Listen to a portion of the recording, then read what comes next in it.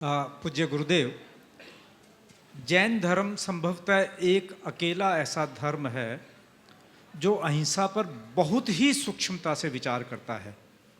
कम से कम मेरे संज्ञान में ऐसा कोई दूसरा धर्म नहीं है जहां अहिंसा पर इतनी सूक्ष्मता से विचार हुआ हो।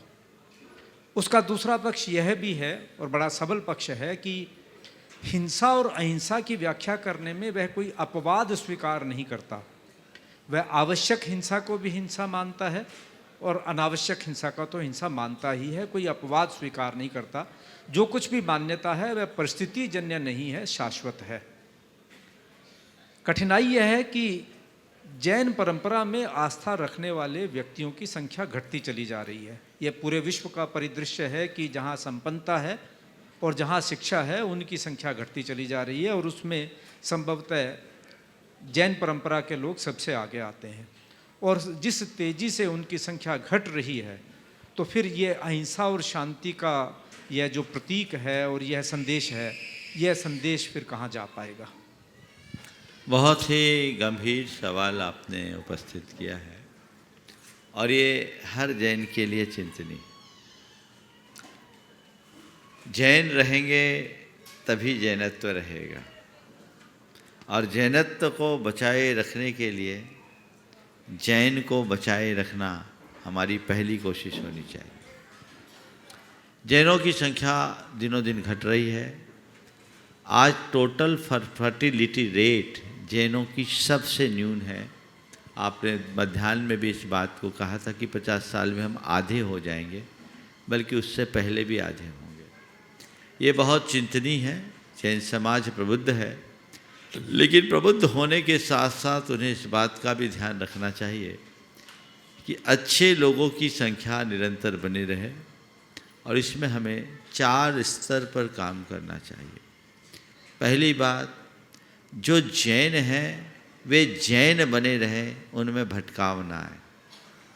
हमारे बहुत सारे जैन भाई ऐसे हैं जो जैन होने के बाद भी भटक रहे हैं।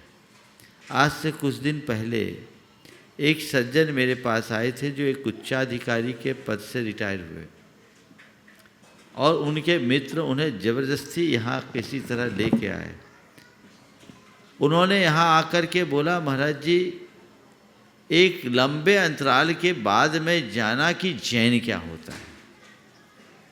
बहुतों के साथ ऐसा होता है। बहुतों में भटकाव है। उस भटकाव के कई कारण होते हैं, पारिवारिक कारण, सामाजिक कारण, आर्थिक कारण, या अन्य भी कई कारण हैं। हमें उन कारणों का निवारण करके सर्वप्रथम उस भटकाव को रोकने का प्रयत्न करना चाहिए। दूसरी बात, जो जैन हैं वे अपनी परंपरा की वृद्धि के लिए निरंतर प्रयत्नशील रहे। आज ज़्यादातर जैन सब प्रबुद्ध हैं। पहले तो 2 तक सीमित थे, अब 1 ही में अटकने लगे हैं। ये एक बहुत अच्छे लक्षण नहीं है। और आपने एक बात कही कि संपन्न लोगों की संख्या कम हो रही है। मैं इसे पलट रहा हूँ। मैं इसे इसलिए कह रहा हूँ, अच्छे लोगों की संख्या कम हो रही है। और अगर ऐसा होगा तो समाज में बहुत बड़ा असंतुलन खड़ा होगा, जो पूरी मानवता के लिए एक बहुत बड़ी त्रासदी का रूप ले सकता है। उस तरफ भी हम सबको ध्यान रहना चाहिए। प्रबुद्ध जनों की संख्या, अच्छे लोगों की संख्या बनती रहनी चाहिए, बढ़ती रहनी चाहिए, और वह केवल आपके डीएनए से होगा, दूसरों से नहीं। तो संतति के विकास के लिए उदासीनता नहीं, तत्परता होनी चाहिए। जो आज की जनरेशन में हो रही है वो ठीक नहीं है। मैं सभी से कहूँगा, यहाँ जितने उपस्थित हैं, कम से कम वो 2 भाई बहन तो होंगे, और 4-4, 6-6, 8-8 भी एक परिवार में होंगे। ऐसे लोग भी यहाँ उपस्थित संभवतः होंगे। लेकिन हमारा पालन पोषण हो गया ना। जब हमारे माँ बाप ने 4-6 को पाल लिया, तो क्या तुम 2 को नहीं पाल सकते? तुम्हें सोचना है। ये इस पर भी ध्यान देना चाहिए। संतति की वृद्धि कैसे हो?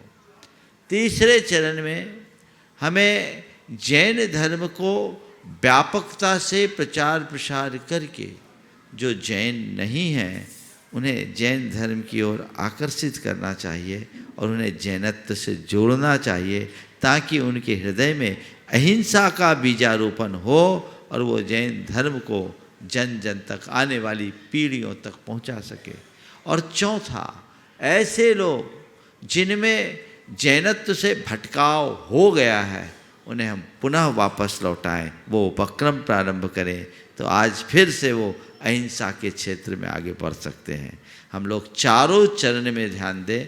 हम लोग कहीं ना कहीं कमी रखते हैं, भटकाव को रोकने का हमारा प्रयास नहीं, संतति की वृद्धि के प्रति उदासीनता है, और जो भटक गए हैं उनको वापस लौटाने का हमारा कोई प्रयास नहीं। तो आखिर रास्ता क्या होगा? गया सो गया ऐसा नहीं। अगर एक आदमी भी भटकता है तो उसकी हमें हार्दिक पीड़ा होनी चाहिए, उसे वापस लौटाकर मार्ग में स्थिर करने का प्रयत्न करना चाहिए। यही तो सम्यक दर्शन का स्थितीकरण अंग है।